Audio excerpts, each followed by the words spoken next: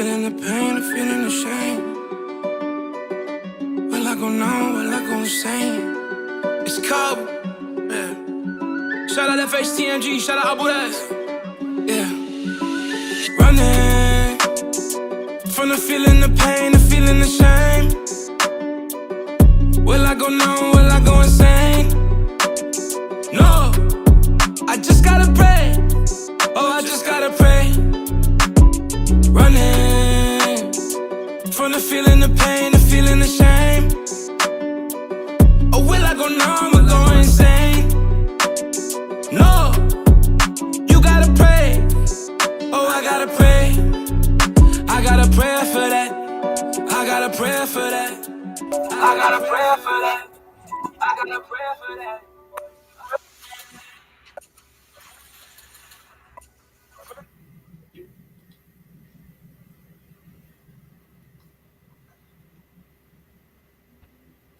Welcome, everybody. Welcome to the People's Voice DC. I am Pastor Mike. Got my brother Chris Otten. You guys know him as a former mayoral candidate, a former DC City Council for Ward 1 candidate, strongly representing the Green Party of DC. And we have a special guest with us, Attorney Teresa. How is everybody doing today? Very good. Free Palestine. That's right. Always standing up, free Palestine. So let's get right into it. I'm excited. I don't think my two counterparts are as excited, but if you haven't heard, the Commanders are coming home, and not only are they coming home, they are coming right towards 7. Yes. How do you guys feel about that?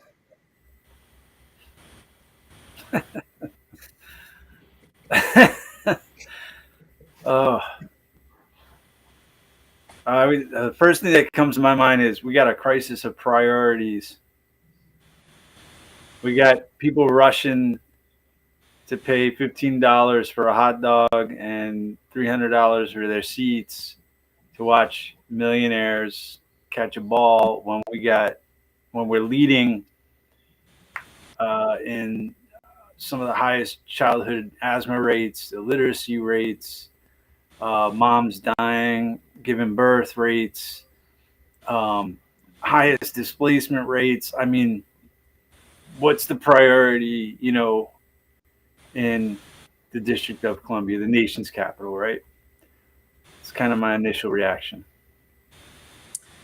Yeah, I have mixed feelings about the stadium. Growing up here, I have memories of the Redskins and RFK Stadium, and haven't been there.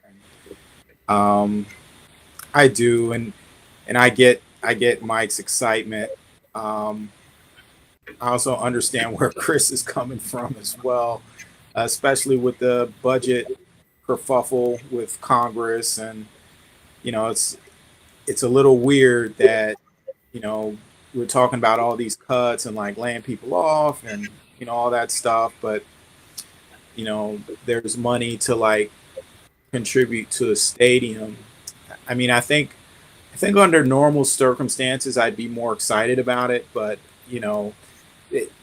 there's been a push to like change things like the Rental Housing Act, change TOPA because of the market supposedly cratering, and like I don't know, like I just feel like I have mixed feelings, and I also feel like I'm getting mixed messages. A little bit of gaslighting. Yeah.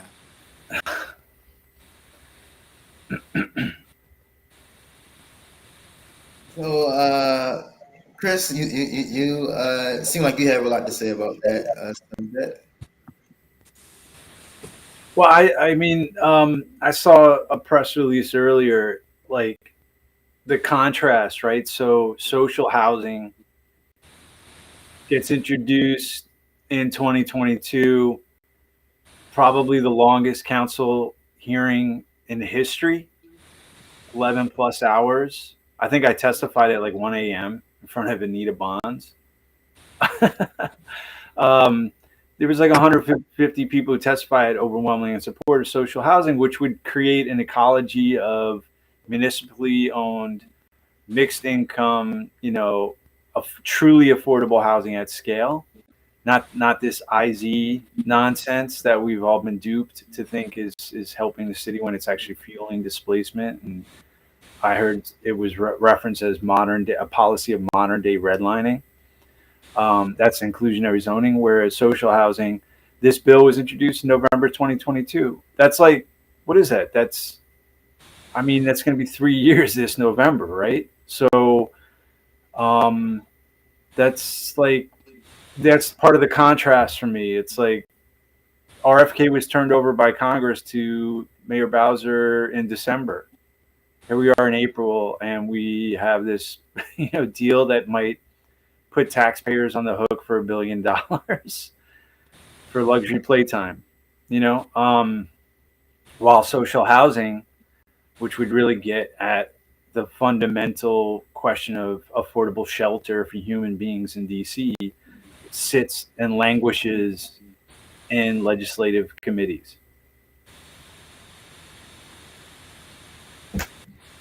Crisis of priorities. I don't know.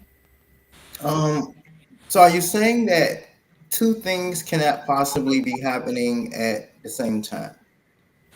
First of all, are you saying that the stadium isn't going to bring thousands of jobs, year-round jobs? Let's not be focused on these 8 games and think those are the only times the stadium will be open. Not to mention this plan, and I'm actually trying to upload this map. But this plan of the stadium is not just including the stadium; it's including a state-of-the-art sportsplex. And as a Ward 7 resident, I can say, hey, look, even right here where I reside in Marshall Heights, Marshall Heights football team don't have a home. The cheerleaders of Ward 7 don't have a home. We would love to have a place that our sports teams, which we know when kids get involved in things like this, it does decrease crime. We would love to have a place what you can call home. So I'm just wondering, are you saying that because the stadium is being built, social housing can't be built? Two things can happen at the same time. As a matter of fact, funding from one can help support the other. Can I say something? Sure. Well, I think, I think part of, I don't want to speak for Chris, but my problem with it, and I do have mixed feelings, is that this is part of a paradigm of development that is old, right? It's something that we've seen. We've seen Nats Stadium, we've seen DC United Stadium come up, and we've seen how the neighborhoods around it have developed. I don't, this is not something that is, it's not innovative. It's a model that we've seen, and it's part of a model that exists in DC and in other places. I think the issue is right now that model is imploding. The model is imploding, and they're using the implosion of that model to justify shortening times for evictions, taking evictions out of court and putting them in administrative hearings, taking away TOPA rights. And it's because that model is imploding that they are taking away tenants' rights right now. And adding another stadium to it may be like, more fuel, more kindling, so to speak, for the short term. But ultimately, that model does not work. And we know it does not work because it's currently imploding, and they're using it as justification to take away people's rights. And I think that there is a model that, and Chris can speak to this a lot more than I can. I think there is a model that has potential to work. Meanwhile, it's languished for 3 years, and we're investing. We're it's almost like we're throwing good money behind bad money here because we know this model doesn't work.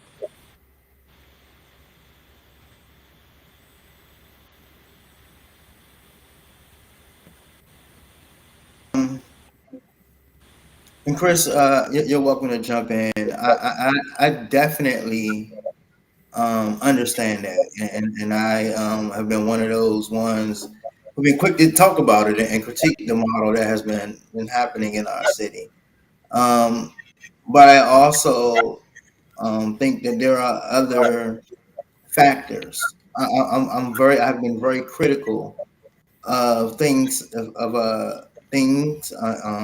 people, especially our commissioners. I think that they hold responsibilities of certain things like community benefits agreements. They sign a lot of things that we criticize have been signed off by our commissioners. And if the commissioner is the voice of the neighborhood, I can't speak against what people want for their neighborhood. And we're saying that commissioners are signing off and they're not speaking for the neighborhood, then that needs to be another conversation and commissioners need to be held accountable. But the things that I have seen come forth, I've seen a lot of problems with accountability as far as community benefits agreements. Now, of course, the mayor has had her fair share. We that's a whole nother conversation of what she does. But I will say with this particular stadium plan, as far as the plan is concerned, it definitely seems like it's a fair plan. I'll be critical and say that it was not a community included plan. This was a plan strictly. This deal was done strictly by the mayor's administration and the commanders. The council wasn't involved in this deal. Neither was the constituents had to say in anything. So that I will criticize. But I don't think that this deal hurts the community.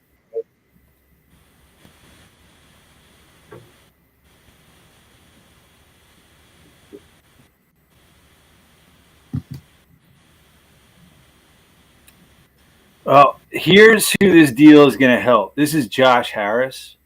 He's the 274th wealthiest human being on the planet. He's got $9.9 billion sitting in an account somewhere. That's who this deal is going to help. It's going to king make this guy. He'll be able to treat his other billionaire friends to shrimp and cocktails from some suite at this new stadium that this DC taxpayers are going to be funding to a significant extent.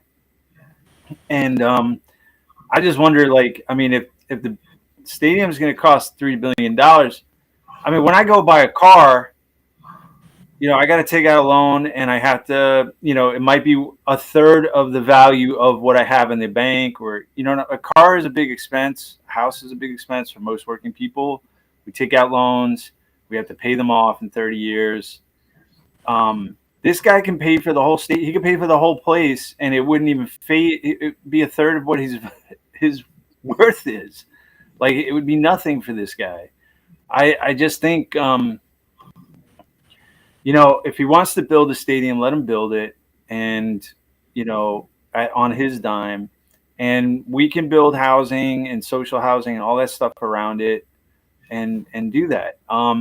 There are real questions whether everything that the mayor said at the press conference on Monday, to entice us dropping, billions of stacks of money on this, is that, it's going to have housing, it's going to be rec centers, it's going to be green space. It's just like everything is going to be possible in this, 200 acres or whatever. And it's just, I just don't know what plan is on. It's about holding leadership accountable to make sure that their end of the bargain is held up. I don't think that it's not possible. I mean, if you want me to sit up here and say I don't believe in things and I don't believe it's possible, I can't do that because I do believe it's possible. But I mean, I have tremendous faith, but I can't say it's not. Like, we just have to start holding leadership accountable, and we have to start voting for leadership that will stick to their word. Well, I mean, Ari mentioned earlier that this stuff's not new. There was a book put out 25 years ago called The Field of Schemes. I mean, completely debunks the whole notion that these sort of projects are economic drivers for cities. I mean, it's a suck. It's an economic suck. For the folks who live around there, it's going to be real difficult, on those Sundays. It's going to be real difficult. I've already heard folks who talked about, RFK when it was active and live. And I just think it was, it was telling because I never thought about some of the daily life issues that people had to deal with, like just cleaning up after a Sunday. When it's invaded by everybody except maybe for DC folks, you know what I'm saying? Like, I mean, most of the folks coming to these games aren't living in DC, and most of the working folks I know won't be able to afford the prices of the tickets. I mean, this is gonna be out of reach for most working people in DC. Like, if you make minimum wage or you make less than $85,000 a year, you're not going to see the Washington football team play. I mean, I heard the same thing said when the National Stadium was built. I heard some of these same sentiments being said. I live close to the National Stadium. Well, as we all know, I grew up right there in Potomac Gardens. I was residing there at the time. All the National Stadium did was provide several jobs to people in my community who never, for the most part, would have went to work or had a job. To this day, they look forward every summer and spring to, hey, let's go to, I'm going back to work. I'm going to the stadium. You can catch me, And so it's changed a lot of lives in my community. We talked about the traffic and everything. In Eastern Market and Pennsylvania Avenue, there's no bad traffic that happen in my neighborhood. When you go down towards Navy Yard, I still can get where I can go. I mean, unless I'm on the exact same street as National Park, which is expected to be busy. It's the street of the stadium. So, I mean, I expect that. Also, I mean, I don't think this is the kind of city that's headed towards promoting more vehicles on the street. I think the idea of our city is to have less vehicles and more bikes, which kind of coincides with the architecture and the structure of how RFK will be built. I just don't, even to the affordability, Potomac Gardens is one of the last standing housing communities. So it's had nowhere near the effect that other communities that didn't have a stadium near them even have. So, I mean, none of the things that was said happened to us is my point. And the stadium is here. The Nationals won a championship. We're all thriving. Like, it's great. I'll say this. So that area, that Navy Yard area, has some of the highest development rates in the entire country. It's built more units between, I think, the late aughts to like the late teens than anywhere else in the country. But also, it has some of the highest black placement rates of anywhere in the country. And currently, when you look at this city, and this is straight from Councilman White's office, the chair of the Housing Committee, DC has the highest rental delinquency rate in the entire country.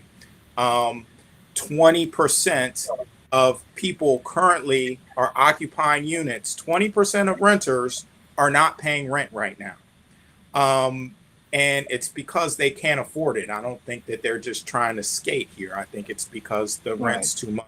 It's too hard to survive in this city. And so, you know, when I bring up these things, when I discuss like, hey, like this is a model, right? Mhm. This model of building a stadium or building a playground sort of place, like they're talking about Therm in Ward 8 or the Wharf, which just got sold, by the way. You're talking about areas that are adult playgrounds, and the model is that, you know, it will attract jobs and it will bring enough tax revenue to enhance the experiences of people who live in the city. And so that's the model. And so RFK, the new model, it's not an exception to this model. But what we see with the, you know, 20% of people not paying rents, the massive amounts of displacement, what we see is that this model doesn't work. And, you know, I do believe that there are some people who've been able to stick around. I know one of the differences in Navy Yard compared to like some other parts of the city that have experienced this model is that Navy Yard still has, or Navy Yard Southwest still has public housing. You know, they're tearing down public housing in other places, and you know, they're not able to benefit from these models. People are just being displaced, and who knows how long the public housing gets to stick around that area, because there's been talks for years about getting rid of it. So I don't know. Like I see the benefits. I think that, you know, it's great. You know, I'd love to have the Washington football team back. I mean, it's hard for me to even not say Redskins, because like that's part of like my growing up here.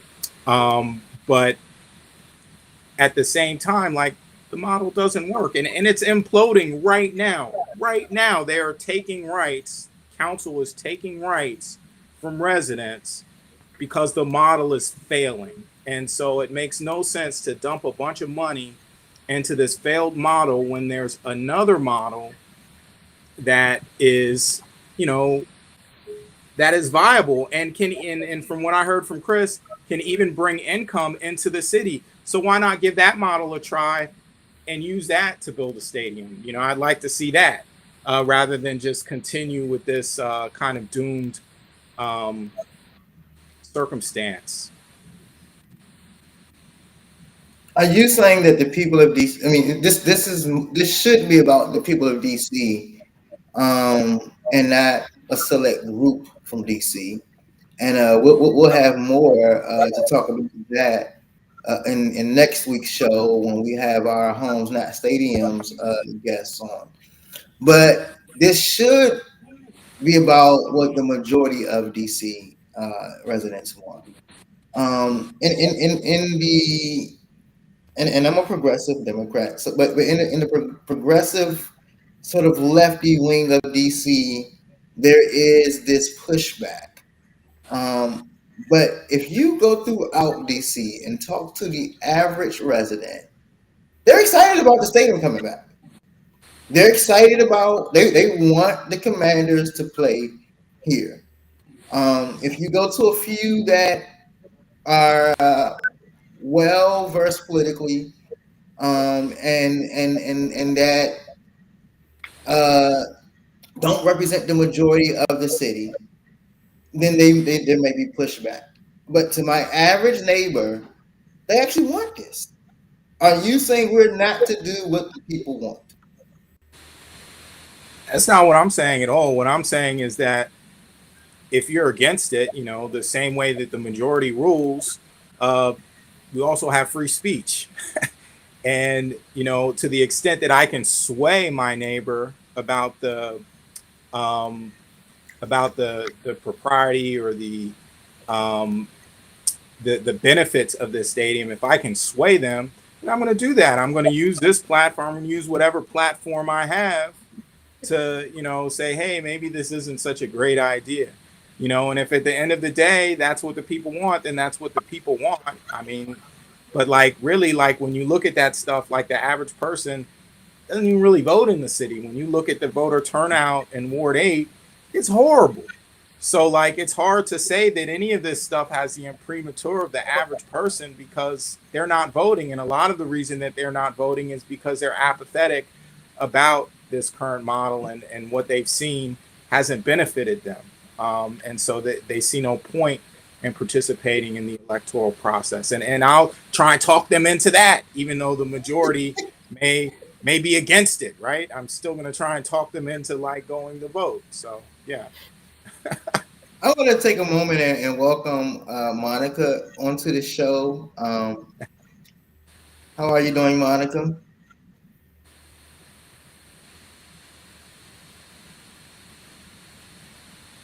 Okay, maybe we won't be welcoming Monica yet. Just listening. I gave you the live stream link. Oh, I didn't know she'd be on the show. Yeah, you gave her the actual inside link. It's all good. It's all good. We'll fix it. But yeah, so let's just pivot away from just the stadium deal, and let's just talk a little bit more about this social housing. Because see, one of the things, one of my reactions when I heard you and Chris talking is like, this shouldn't even be on the table right now because social housing should have been passed. We've had Robert White promise us that this will be introduced over a year ago. Let's be honest. Like, this should have been done. And the people who need to be held accountable for this should be held accountable. What is going on with social housing? What is going on with our Green New Deal? And what's the holdup? And how do we get this thing finally through our city council? Yeah. So before we pivot to that, I just want to make clear, you know, the stadium exists. It has existed. The Redskins left under the old regime. Now they want to come back. I mean, the stadium's already there. You know, clean it up. Go on in there. Make it fancy and new, because the bones of it look pretty good to me. But again, I would just point out, I don't think anybody on this call is saying no stadium, because it's there. I think it's a question of who's going to pay for it, and if the public's paying for it, why should that be prioritized over real public interest needs right now, such as social housing? Especially when the owner's a 9.9 billionaire. You know what I'm saying? He's got $10 billion. As a Ward 7 resident who lives in a ward who has been asking and begging and on our knees pleading for a grocery store for 20 years, I think that it's going to be quicker for us to get a grocery store from that stadium than for us to get social housing in this city. I mean, yeah, that speaks to Ari's point about the old model, the feudalist model, basically, where we're basically begging for stuff that's human needs, and they have turned away from us. And when I say they, I'm talking about the council, the mayors, the federal control board, the federal city council thereafter, right? They've all turned their backs on Chocolate City. And it's got the highest Black displacement in the last 20 years. I mean, like 100,000 folks gone. This is like, I'm not going to say it seems to me it's a cultural attack. It's a class attack. And when I think of a billionaire begging for money from us to build a stadium, when they have lots of money to build it on their own, they just need our okay, then go build it, Josh Harris. Build your stadium, Roger Goodell. I mean, they're both billionaires. So, build it. I want to pause there because I hear this this attack on my team's owner, my team's majority owner, should I say. And I just want to interject and be sure that we understand that Josh Harris didn't need an extra $1 billion to build this stadium. Josh Harris, Magic Johnson, Mr. I forgot his name, Hales or Scales, and the rest of the crew could have come up with the money. There was a competition going on. There was Maryland who wanted to keep a stadium in Maryland. There was Virginia trying to appeal to the Commanders to come to Virginia. There was different factors that say, hey, look, we want you here, and this is why we want you here. The mayor and the administration proposed a deal. But they want to be here.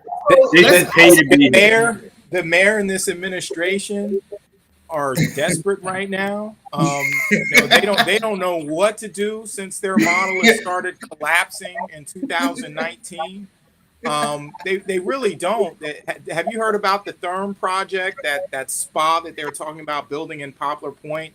And then there was a whole expose about them in the Wall Street Journal or New York Times or something about them being fraudulent. Yeah. And so like the mayor right now, she's going back to like her old bag of tricks. But consider this. I'm also from Ward 7, so that's where I grew up. Like I'm from like J Street. And my grandma was from Marshall Heights over on A Street, 5400 block. And there was a Safeway right back there when I was growing up.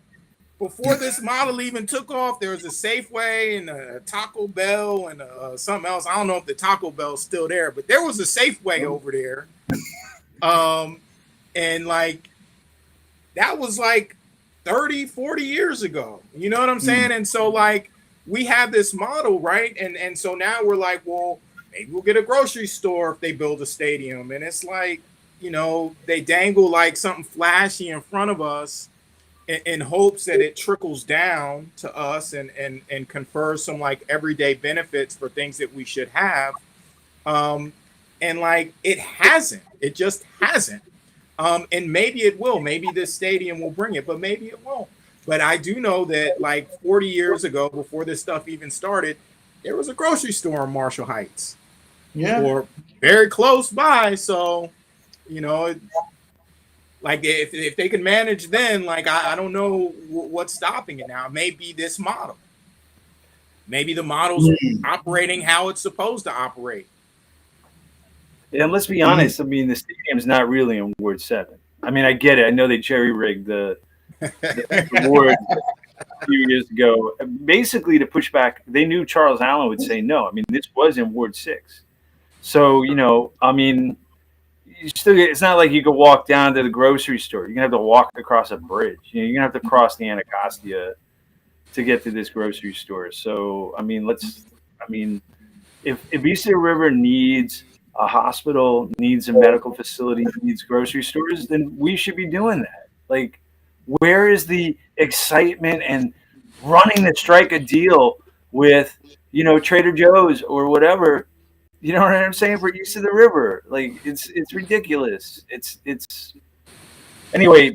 Josh Harris also, he's a Zionist. I just want to put that out there. He supports Israel's bombing of children and Palestinian families. And so I don't really get with Zionists very much at all.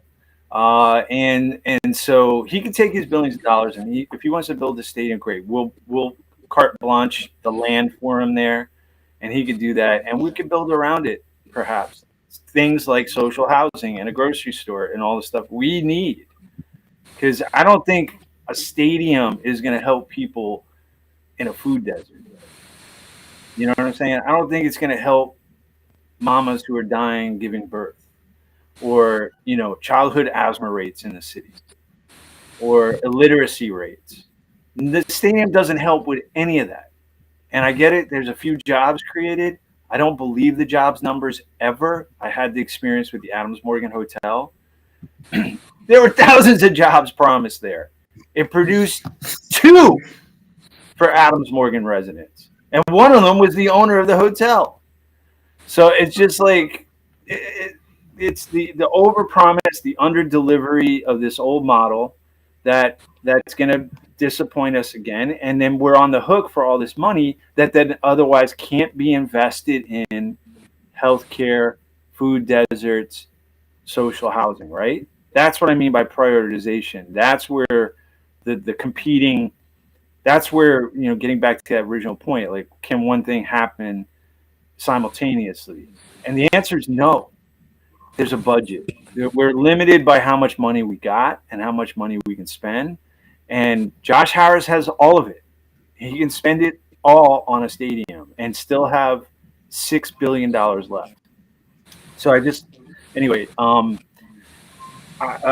should we, I guess, to the social housing point, where are we at? So yeah, unlike the stadium deals, including the arena downtown, which get done in months, this is languished in council for 2 years. And my understanding is that it, with the council, it has to be reintroduced. Oh, there's the layout. Look at those pretty colors. Is Google going to be involved? So as you can see, with Josh Harris, is the stadium is that center part in the purple. Okay, that is the only part that will belong to the Commanders. The rest are private investors and the city. Okay, I just wanted to make sure that was clear. We will own, DC owns the parking lots, which is major income for the city. There's a lot of green space. There's a state-of-the-art parking lot. What's that? Where's the parking lots on this? In the purple.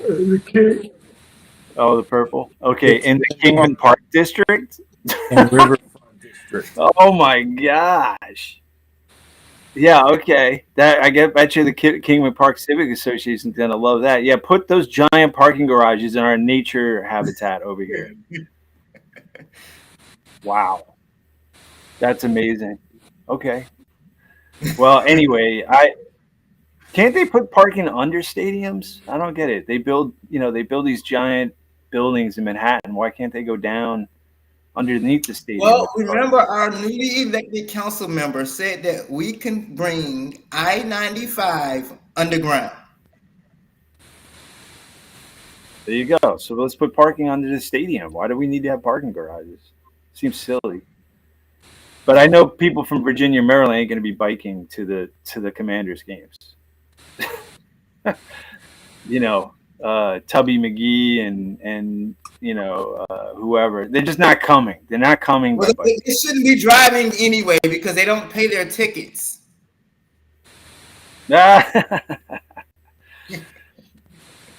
So, yeah, just in comparison, the arena deal last year, which absorbed $500 million of the capital budget, and now we're doing $1 billion this year and potentially.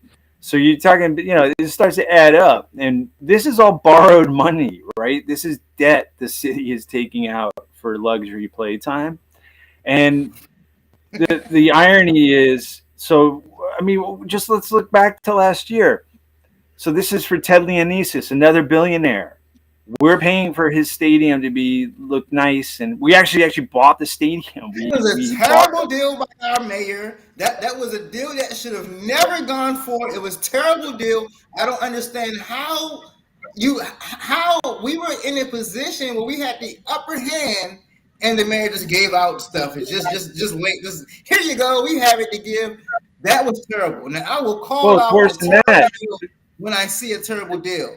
It's nowhere. It's worse than that. The Commanders. It's nowhere near what the Commanders deal is. That was a terrible deal. I'm not sure what the Commanders deal is. We'll see the devils in the details, but basically, those details came out over time, just like with the arena deal, they'll come out over time, and we'll see how worse it gets.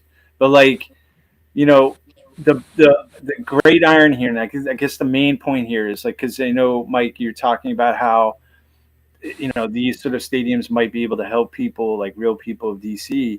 And you got the arena deal and $500 million going to a billionaire. There's 300 Chinese people left in Chinatown. It's actually less now. I got the latest numbers, 275 or less. They're just matriculating. They're pushing people out. There's going to be 3 small Chinese businesses left in Chinatown where this arena is. Do you think any of this money is helping the people around, like the real people, the rooted people, the people who've been there, even the black community that's been downtown? Like, none of that money is helping them. And then what you see is it kicks off massive speculation. So like this company called Monument Realty, they're related to MRP Realty, which is related to Monumental Sports. They're all in cahoots. They're just buying all the properties up around there in anticipation. They knew this was going to go through. They started buying these properties up, right? And now they're flipping them and they're converting them and they're turning into luxury condos and all of that, or hotels. Nothing that actually serves people down there.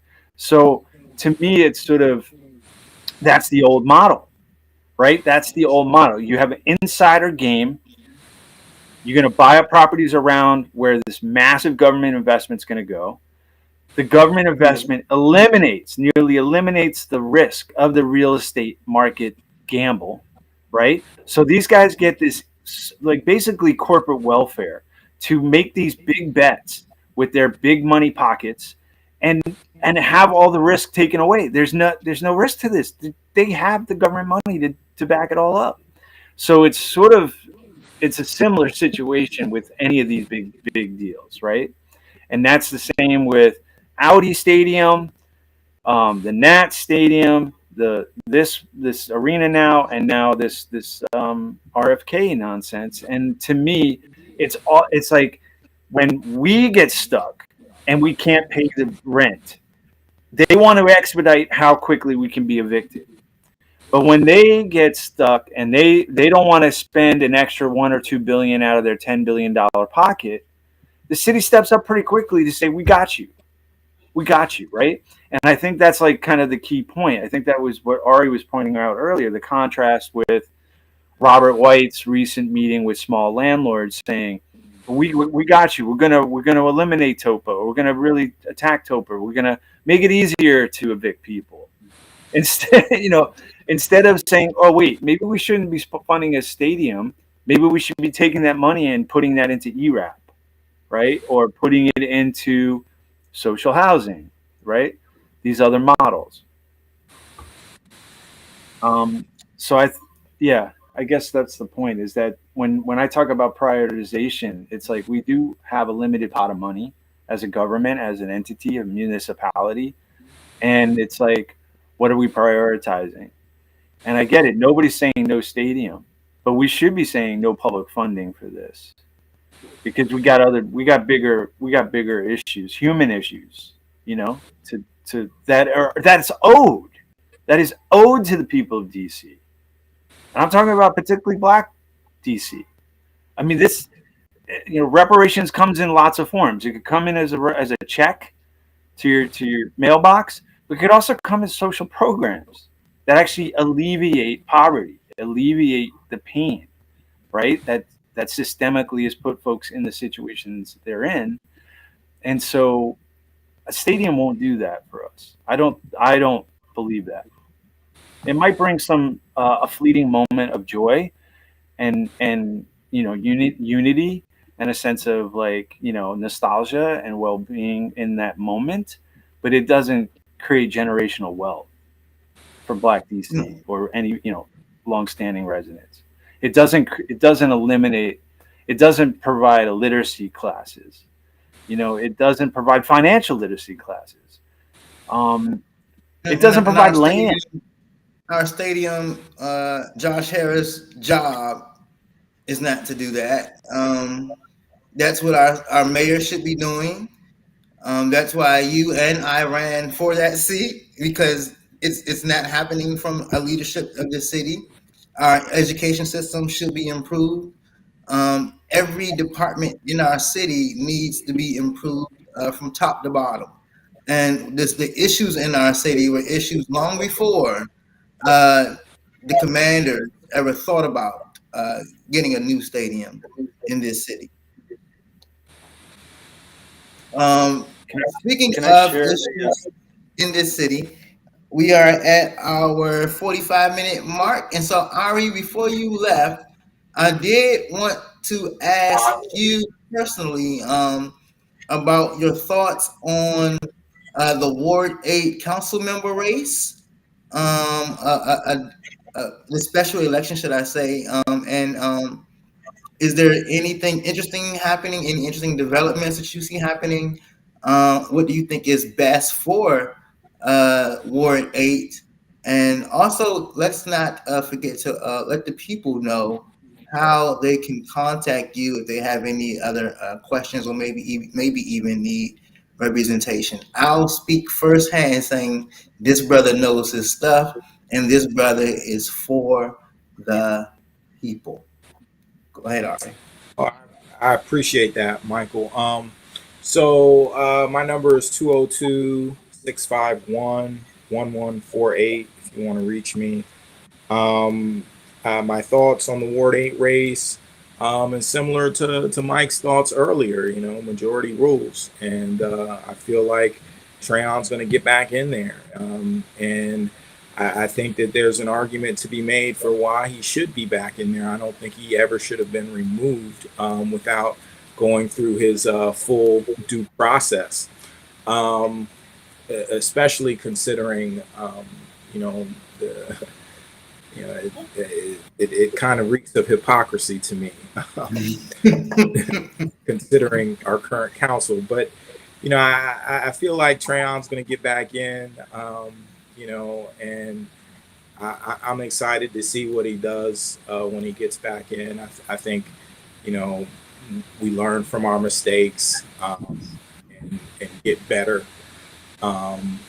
and our slips and our falls, and we get back up from them, and we're going to see what's in store for Ward 8.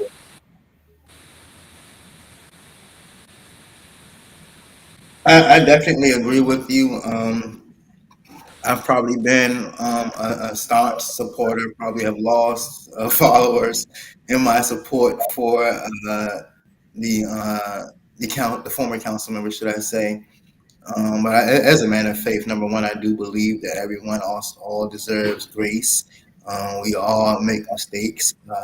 And number two, as someone who has fought for civil rights, I also do believe in due process. It's hard for me to fight for a young man and say that this young black brother didn't get his day in court, but the police serve execution, and then turn around and we do the same exact thing to our council member. I can't pass judgment. This guy hasn't had his day in court, and even while our brother is going through, I still believe that we're there to stand with them and support, especially someone who has dedicated his life to DC and Ward 8. So, Chris, I believe you had a video you wanted to show. Yeah, I don't mean to get out the Ward 8 stuff, but Ari had sent me clips. Ari, you were at a meeting last week, Right. at Busboys and Poets. Yeah. Who is the audience and who is the speaker? That was Robert White. Yeah. Okay. So the group is called SMOA, Small Multifamily Unit Owners Association. I think that's what they are. They're a new organization. They started about 5 years ago. You can imagine like their whole reason for starting, and it was I believe because evictions had been paused during the pandemic. And so, the landlords kind of organized together. And, I must admit, being in that room, there's a lot of energy in that room, a lot of angst, a lot of anger, but then also a lot of hope that they had in the current leadership, Muriel Bowser, Robert White, to do something to help them out of the situation that they're in.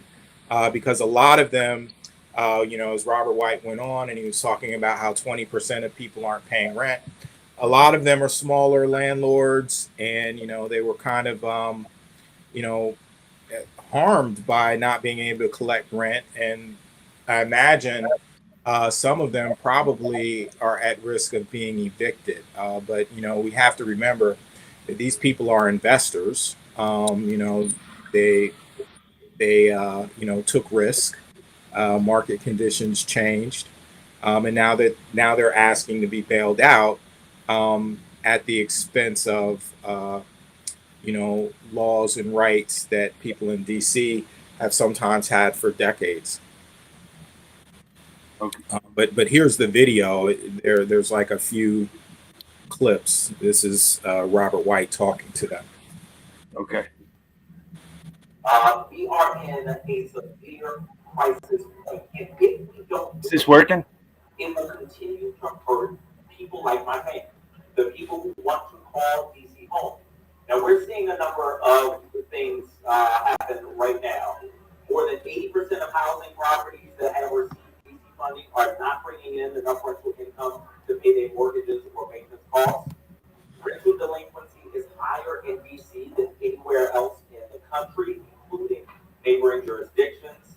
DC has a 15 to 20% rate of rental units either empty or occupied by tenants that are not paying rent.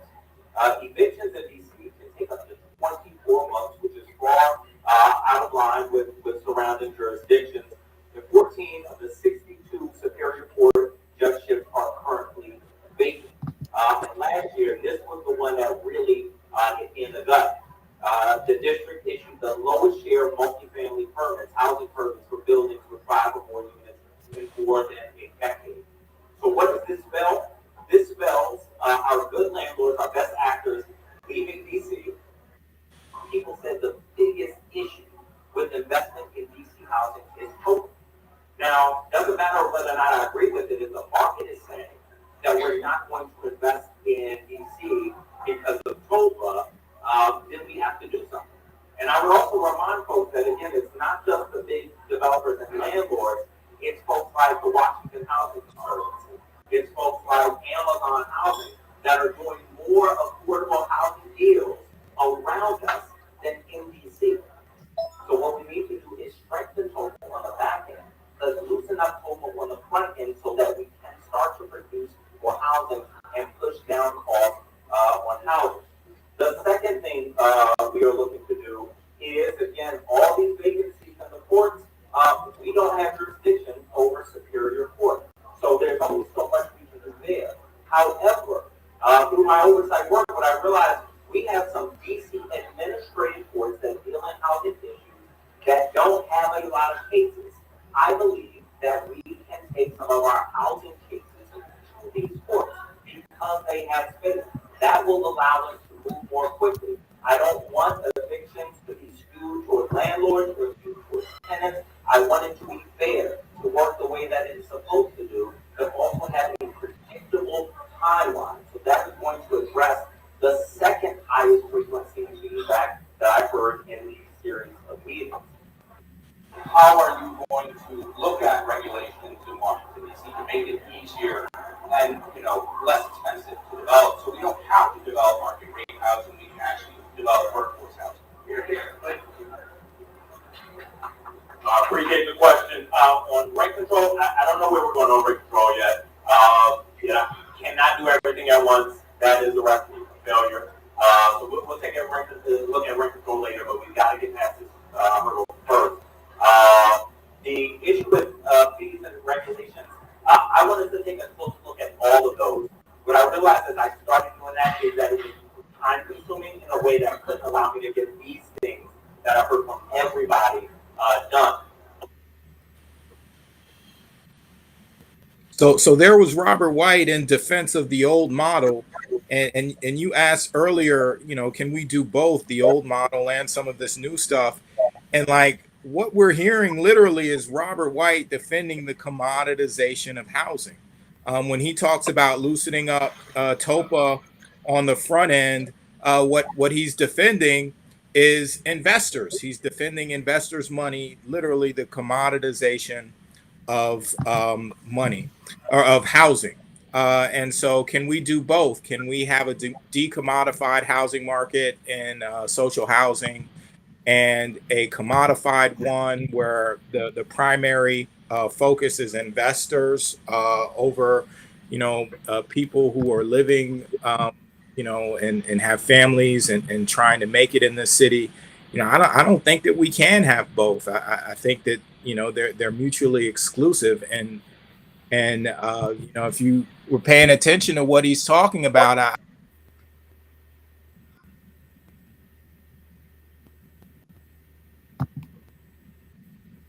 taking housing cases out of landlord-tenant court and putting it in administrative agencies.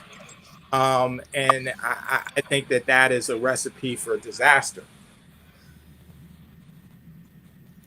For those who don't understand TOPA, I put up some of the a quick little diagram. But I don't.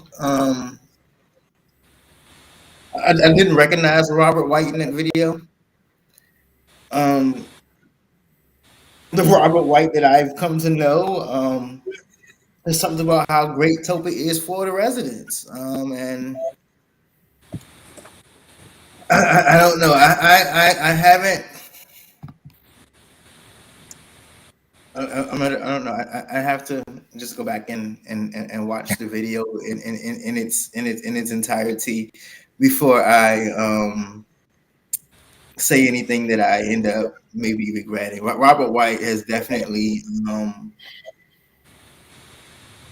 has been very good with me, should I say, and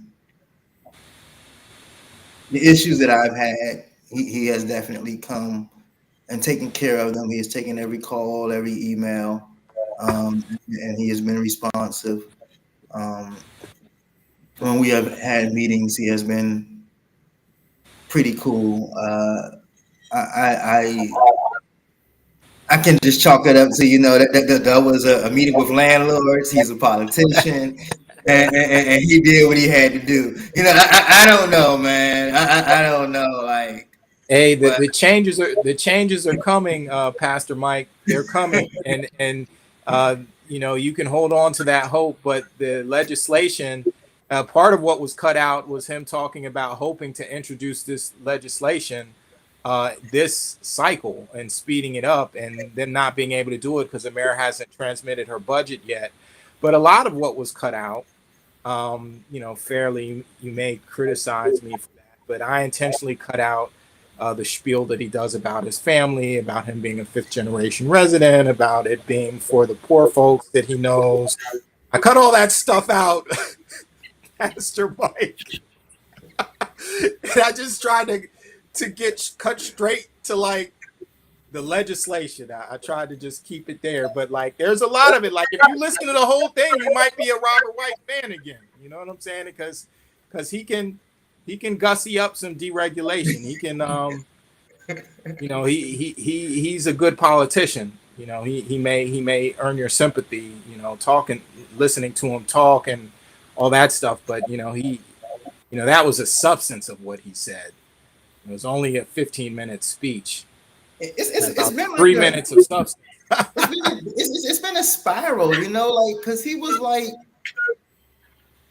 pretty cool at first, and I guess I'm also with DC for Democracy, and I'm with their housing committee, and so we dive into a lot of things, and so a lot of stuff has just been like, you're disappointing me. Like you could do a little bit more here, or you could do a little bit more there. And I don't. All I can chalk it up is that he just perhaps is preparing for a mayoral run, and he's to the right of Bowser. To the right of Bowser. Yeah. So there's a couple things that struck me. Abraham Lincoln, when he would be politician Lincoln before president in New York, all men are created equal. When he was in Kansas, some men might be more created equal than others, right? It's the audience. And this happened to be an audience of investor landlords who are saying we can't. What are we doing? We can't keep things afloat.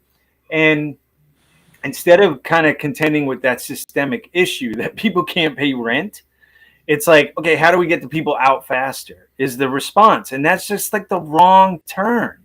And it's even idiotic actually in the sense of like the logic. So loosening up TOPA on the front end, if I heard that right, will somehow increase production of housing on the back end. How does it's a home? It's already built. The building's built. It's not like there's going to be more housing produced or not. It's like it's just a question of who's living there. So I didn't even understand that. Like when he said it's going to create more housing by loosening up TOPA, to me it just completely missed the logic sense of it, and it's just sort of a knee-jerk reaction to placate this constituency. And this constituency isn't really for the people. Like this is a constituency of people who are into social theft, taking our rent every month. You know what I'm saying? Like, I'm very radical, I guess, but it's sort of like I view rent as a social theft. But even if I were to, absolve myself of that position and say, yeah, that's just something that we have to do as humans. We got to pay for housing. If people can't do it and they've been here forever and they can't do it anymore, then something is systemically broke. Like if we can't pay our rent anymore and there's all this displacement going on, there's systemic issues that have to be dealt with. The answer isn't to just expedite the displacement. When I want to speak a little to like what Robert White was getting at about loosening up the front end of TOPA. So like I've spoken to different people in different industries, developers, title insurers. And so what he's saying about TOPA loosening it up on the front end is by exempting, he wants to exempt, and this is in the full tape, he wants to exempt properties that are less than 15 years old from TOPA applying, and wants to exempt properties that have underwent significant renovations within the past 15 years from TOPA applying. And so that's what he means by loosening up TOPA on the front end. And the reason why he wants to do this is because there are investors, right? So again, we're talking about the commoditization of housing. There are people who've invested either in building housing up front or in renovating housing. And they want to pull their money out at some point. They don't want to be investors forever.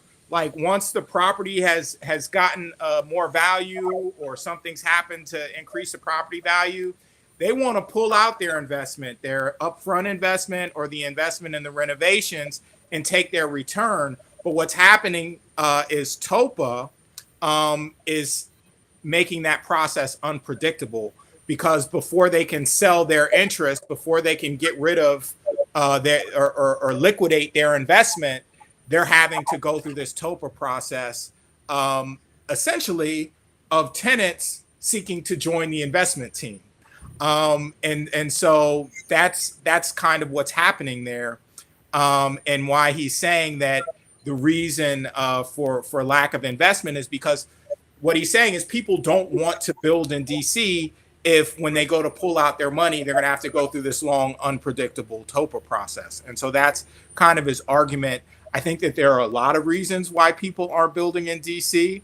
I think that a lot of the people in that room are desperate. And I think ultimately, a lot of people in DC, the government, the politicians, the bureaucrats, they're not business people. They're not great negotiators. And so really, I think like if I'm like looking at this, correctly, and I think I am, the way I'm seeing it is there are a bunch of people who are like actually are trying to leave DC's market right now.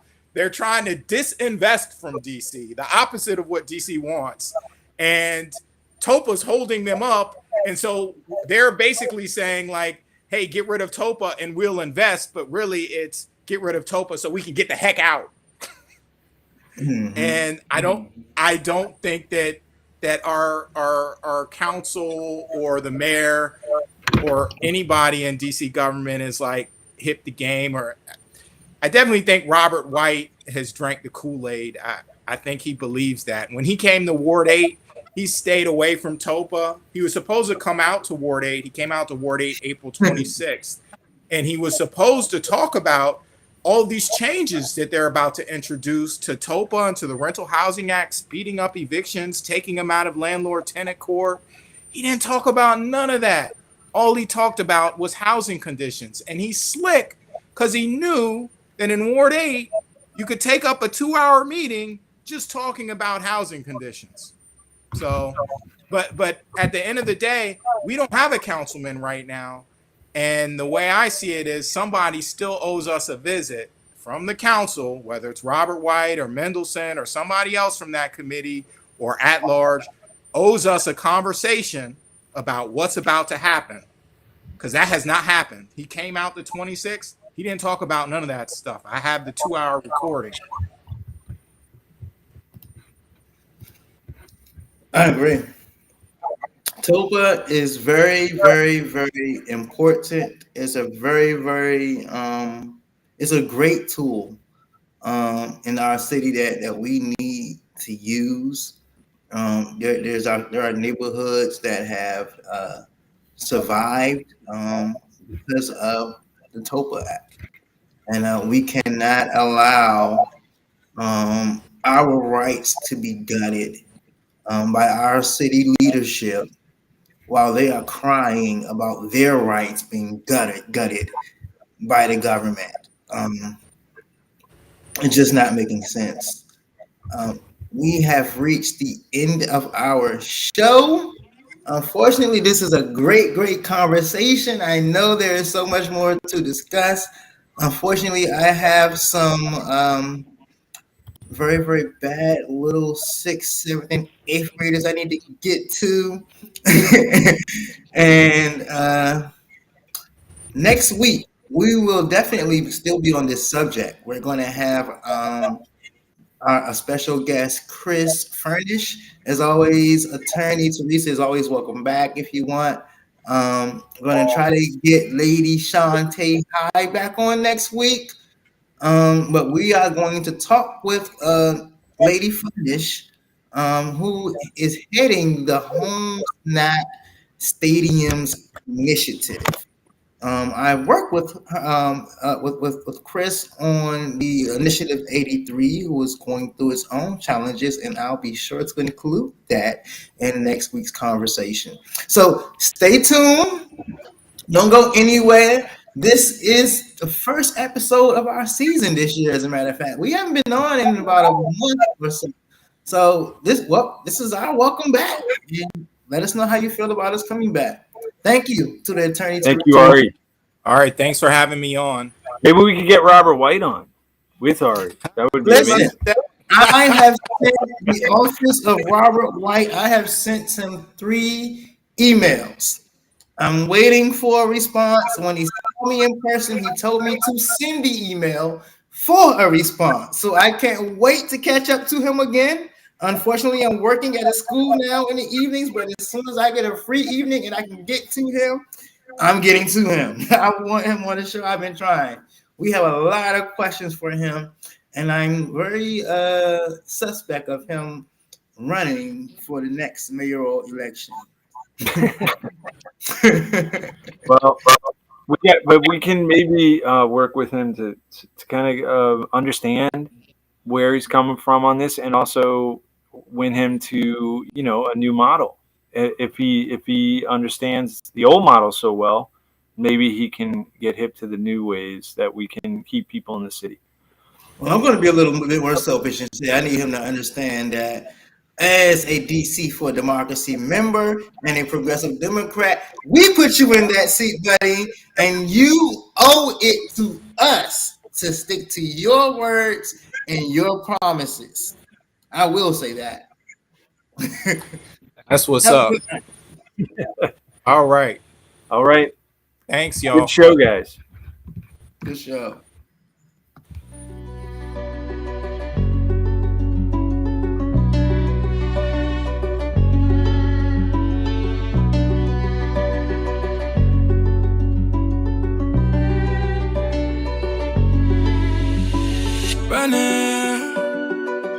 the feeling the pain, the feeling the shame.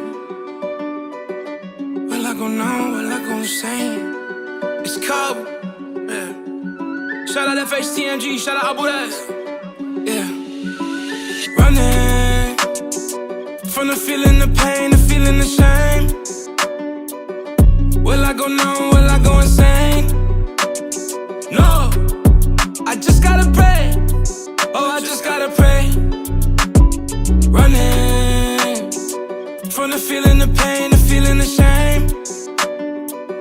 Or will I go numb or go insane? No, you gotta pray. Oh, I gotta pray. I got a prayer for that. I got a prayer for that. I got a prayer for that. I got a prayer for that.